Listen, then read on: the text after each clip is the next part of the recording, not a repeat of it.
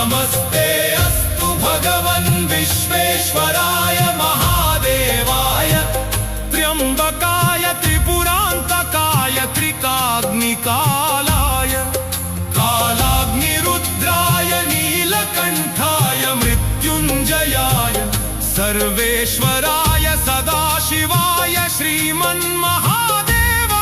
नमः। नमो हिरण्यबाहवे सेनान्ये दिशाञ्च पतये नमो नमः। नमो वृक्षेभ्यो हरिकेशेभ्यः पशूनां पतये नमो नमः। नमः सस्पिञ्जराय द्विषीमते पथीनां पतये